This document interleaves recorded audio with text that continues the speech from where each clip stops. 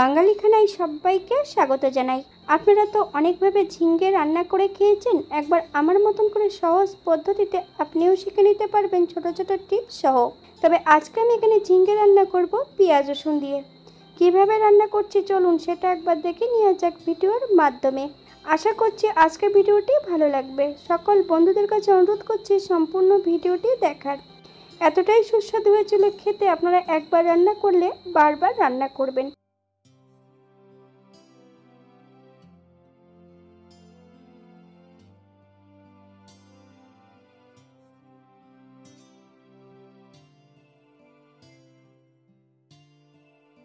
চারটে ঝিঙ্গে এখানে আমি নিয়েছি।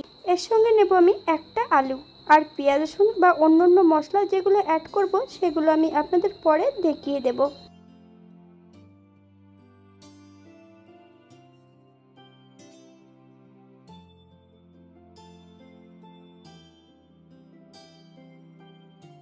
তবে ঝিঙ্গের খোসা কিন্তু আমি হালকা করে রেখে দিয়েছি, আপনারা পুরোটা চাইলে পরিষ্কার করে নিতে পারেন। ঝিঙ্গেগুলোকে একটু বড় বড় করে আমি কেটে নিয়েছি। আপনারা আপনাদের পছন্দ মতন ঝিঙ্গেগুলো কেটে নিতে পারেন। ঝিঙ্গে আর আলুর সাইজটা কিন্তু আমি একই রেখেছি।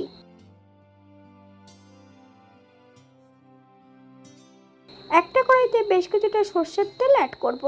তেল গরম হওয়া পর্যন্ত অপেক্ষা করতে হবে।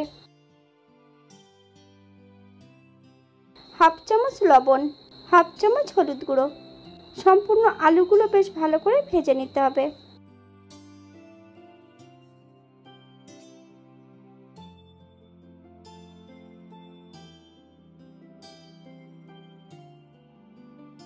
বাঙালি রান্না ঘরোয়া উপকরণ দিয়ে। আপনাদের যদি রান্নাগুলো পছন্দ হয় তাহলে চ্যানেলটি সাবস্ক্রাইব করে দিয়ে পাশে থাকবেন।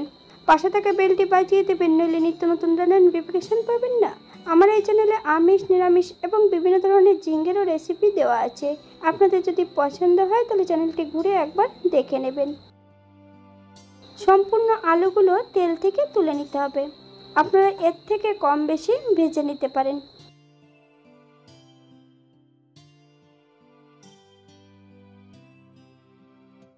একই তেলের মধ্যে আমি ঝিঙ্গেগুলো কিন্তু ভেজে নেব।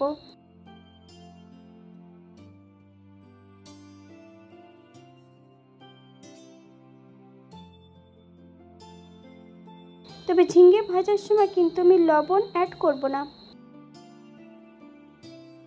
যখন ঝিঙ্গেটা ভাজতে হবে ততক্ষণ কিন্তু হাই ফ্লেমে ভেজে নিতে হবে। গ্যাসের ফ্লেমটা যদি মিডিয়ামে বা লোতে দেওয়া হয় নিজস্ব জলটা কিন্তু ছাড়তে শুরু করবে। তখন ঝিঙ্গে ভাজা হবে না, তখন সেদ্ধ হয়ে যাবে।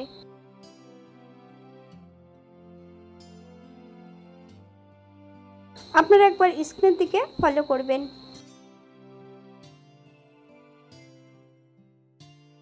হাফ চামচ হলুদ গুঁড়ো,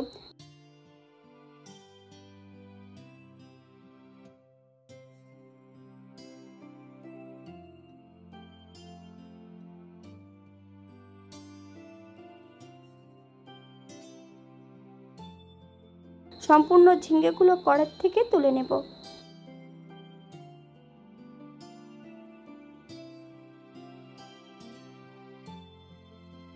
একই কড়াইতে বেশ কিছুটা সর্ষের তেল অ্যাড করব।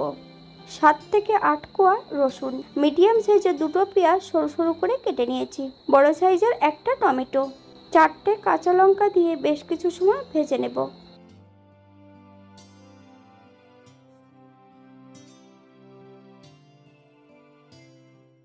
আপনারা একবার স্ক্রিনের দিকে ফলো করবেন।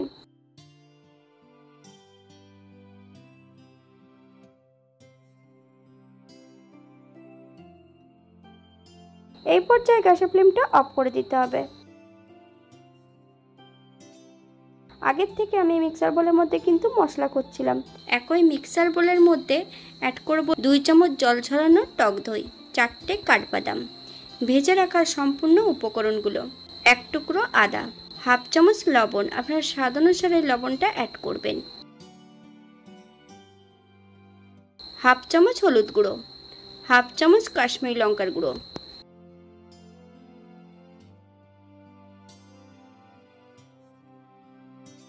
জিরে আর ধনে বাটা 1 চামচ।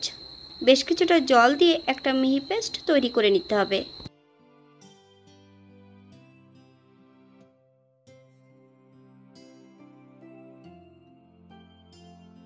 একই কড়াইতে বেশ কিছুটা সর্ষের তেল অ্যাড করব।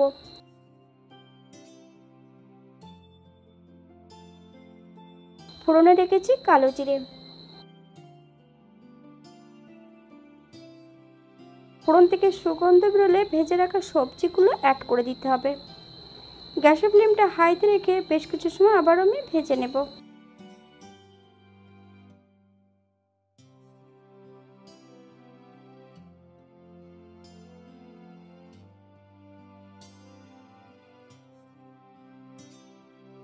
বেটে রাখা সম্পূর্ণ মশলাটা অ্যাড করব। গ্যাসের ফ্লেমটা মিডিয়ামে রেখে মশলা ও সবজি দিয়ে বেশ কিছু সময় কষিয়ে নিতে হবে।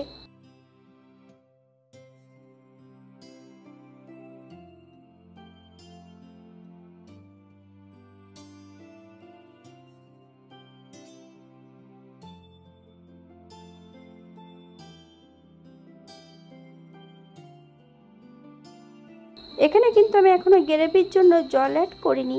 ঝিঙ্গে কিন্তু নিজস্ব জলটা ছাড়তে শুরু করেছে। এখন আবারও যদি লবণ অ্যাড করা হয় আবারও কিন্তু জলটা ছাড়তে শুরু করবে।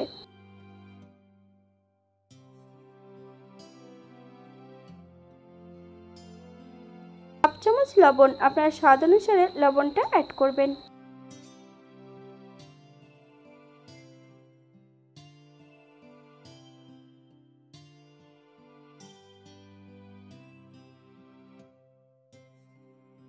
এখানে আমি হাফ কাপ জল অ্যাড করব। আপনাদের যতটা গ্রেভির প্রয়োজন আপনারা ততটা জল অ্যাড করতে পারেন।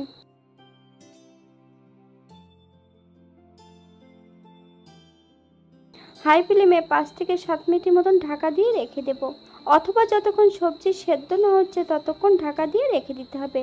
তবে শুধু ঢাকা দিয়ে রাখলে হবে না, ঢাকা খুলে কিন্তু মাঝে মাঝে একটু নেড়ে দিতে হবে, না হলে কড়াইয়ের নিচটাতে লেগে যেতে পারে। 7 মিনিট পর এই পর্যায়ে একবার চেক করে নেব যে সবজিগুলো সেদ্ধ হয়েছে কিনা।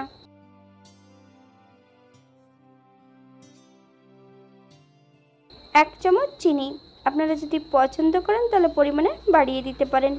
চিনি অ্যাড করার পর হাই ফ্লেমে 3 থেকে 4 মিনিটের মতন রান্না করে নিতে হবে।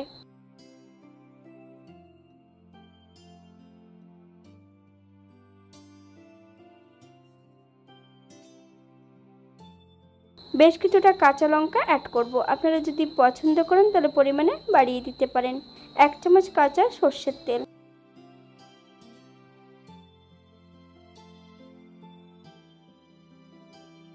গ্যাসের ফ্লেমটা অফ করে দিয়ে 5 মিনিটের জন্য স্ট্যান্ডিং টাইম দেব, তারপর সার্ভ করব।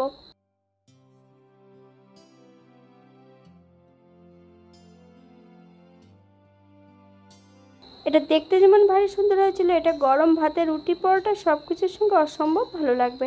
আপনারা একবার ঝিঙ্গে ঠিক এমনভাবে রান্না করে খেয়ে দেখবেন কতটা সুস্বাদু।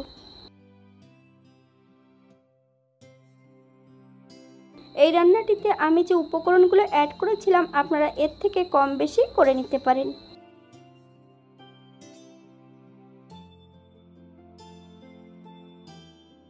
আজকের ভিডিওটি এই পর্যন্ত। সবাই সুস্থ থাকবেন, ভালো থাকবেন।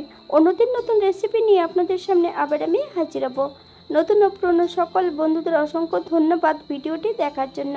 হাতে যদি সময় থাকে তাহলে লাইক, কমেন্ট, শেয়ার করবেন।